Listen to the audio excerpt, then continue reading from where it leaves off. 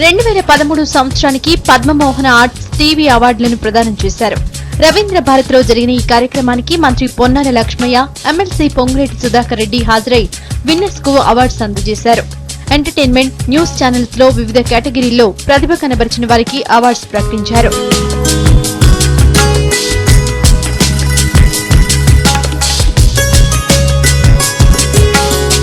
News కేటగిరీలో best political satire programme గా V6 తీన్మాన్ news ఎంపికైంది.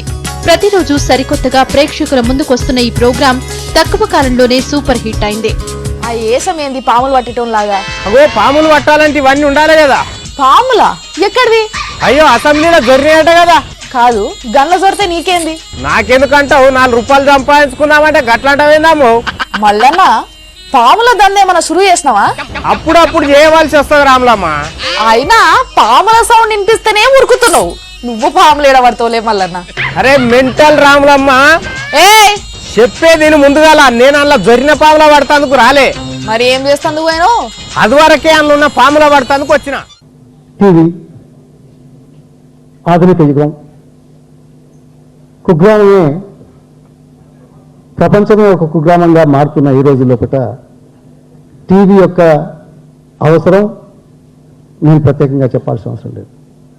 మనిషికి కావాల్సిన అత్యవసర వస్తువుల్లో టీవీ ఈరోజు ఒకటిగా మిగిలిపోయింది, ఉండిపోయింది, ఉండబోతున్నది అనే దాంట్లో సందేహం లేదు. ప్రజలకు ఉపయోగపడే విధంగా చైతన్య స్ఫూర్తితో ఉండాల్సిన అవసరాన్ని కూడా మనం చెప్పుకోవాల్సిన అవసరం ఉంటుంది.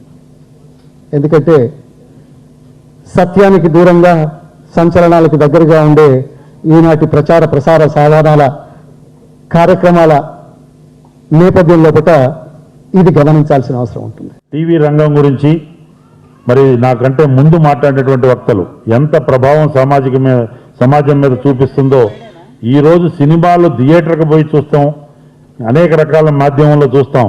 కానీ ఇంట్లో టీవీలకు అతుక్కొని చూసే సభ్యులు, కుటుంబ సభ్యులు దేశవ్యాప్తంగా కోకొల్లలు, సీరియళ్ళు కూడా మీకు రేటింగ్ ఎక్కువ. నిజంగా కూడా ఇంకా ప్రచారం జరగాలి. ఈ రంగం ఏ మంచి కార్యక్రమం చేయాలన్నా మీరందరికీ ఓపెన్ ఇన్విటేషన్. ఏ చిన్న సమస్య ఉన్నా మేము ఎప్పుడు అవైలబుల్ ఉంటాం.